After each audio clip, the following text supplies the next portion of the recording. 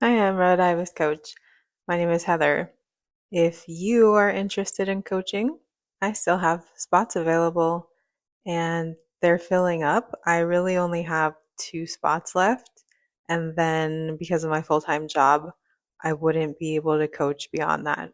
So if you're someone who is interested in coaching, let me know. My links are in my bio and you can contact me that way. So today I want to tell you something really important, which is, of course, work isn't your identity, and yet people still take that on. So, like, for example, if you work at a place like Google, you start calling yourself a Googler. But then when you leave, you're not a Googler anymore. You're just Jim. You're just Barbara. You're just Brittany.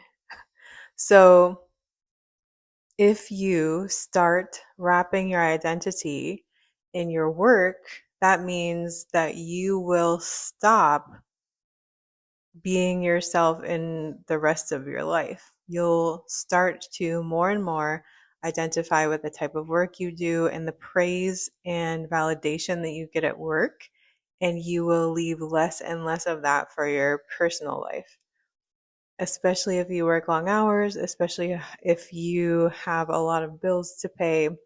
You're going to start saying, I am my work. I am proving my value based on how much I work and the type of work I do. And we're seeing how this becomes an identity crisis when people are laid off, because then what's your validation? It's instantly gone. And then who are you? I have clients who struggle with knowing what they like and what they want to do, like if they could do anything, what they want to do, because they've been socialized to see work at just any work, doing work, being good at work, being a good worker, and eventually, like building up enough of a skill to have, I am an instructional designer, I am a teacher, I'm an engineer, I'm a doctor. None of those things are good or bad. We need all of them.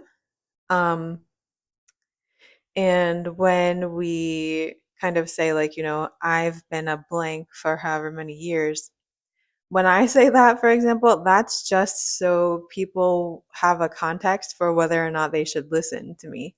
Because people seem to need, especially with someone like me, a brown skinned person, racially ambiguous female.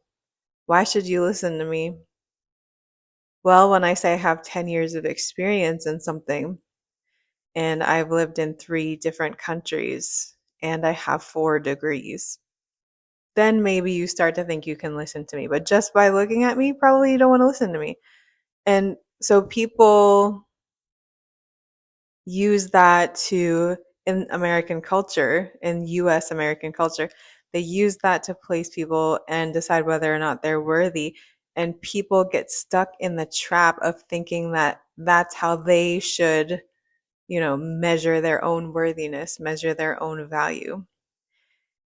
So basically, I'm just here to tell you that you must continuously deconstruct and criticize and analyze and question that kind of thinking. Because if you think about someone that you're close to, an elder that you're close to who doesn't work anymore, you're not thinking, oh, my grandmother is so awesome because she was a secretary for 50 years. That's not how you identify with your grandmother. You're thinking, like, my grandmother taught me how to sew, or my grandmother is really patient, or my grandmother is really good at taking care of pets, or my grandmother is really skilled at finding foraging. So yeah. And if you're thinking about kids, a lot of times people try to like start enforcing their future value before they're even fully formed as human beings. So, I mean, it can be helpful to say, to pick out traits and say, this kid is really good at math, or this kid is really observant, stuff like that, and how that might help them in the future. But only that child will decide how they're going to use those skills, or if they're going to use those skills. So when we start to say, like, what do you want to be when you grow up? We're already starting to place them into a box. How valuable will you be to society? How much can I get validation from you based on what you're going to become? How can I reinforce societal standards of how valuable you are based on what you might want to do? And if a kid says something like, I want to be a hairdresser, I want to be a garbage man, why is that bad? They can change their minds, but also if we need those jobs, if we need people to be able to do those jobs and to frankly enjoy doing them, why are we discouraging that? Why are we saying you're not aiming high enough? Again, they can change their mind, but also if they don't, if that's what they really want to do and they don't change for a second, why are we focusing on that when they are also caring, compassionate, really empathetic with animals, really good at drawing, really amazing at like connecting people, really great at um, sports, really good at critical thinking?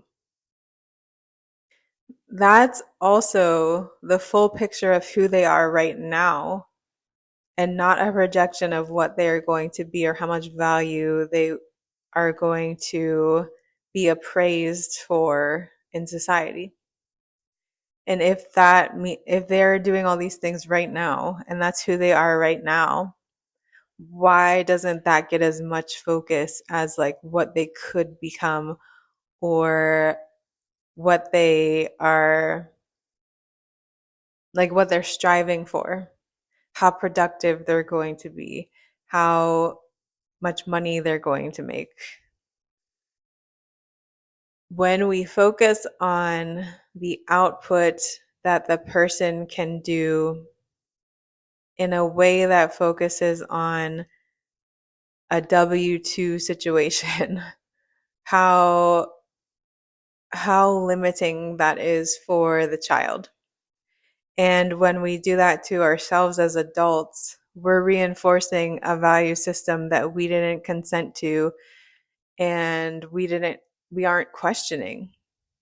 And if we're not questioning the value system that we've adopted, that we've internalized, are we even ourselves? Or are we a product to be packaged for consumption and comfort? So, those are just some of my musings about not only the value that we place on a certain occupation or a certain title, but what that even means in an economy that is very happy to take that away. And what do we have left when our existence is suddenly not necessarily about the thing that we've been doing, and it's just about who we are? And then who are we when you take away the thing you've been doing? And then how do you create better routines so that when you start doing that thing again, you don't lose yourself the way you did before? Or if you're doing the thing currently and you haven't had that taken away from you, how do you deconstruct and change the way you're doing it so that you are also present and part of your life. Your life is not about work. Your life is not about the thing you do. So, yeah, some of my thoughts. Happy to have a conversation about it. Probably won't though, because you didn't stay to the whole video. You are one of 3 people who even watched this video. Thanks for watching. If you did, if you stay to the whole thing, you have an attention span that probably is beyond what most people are capable of these days. Congratulations. Bye.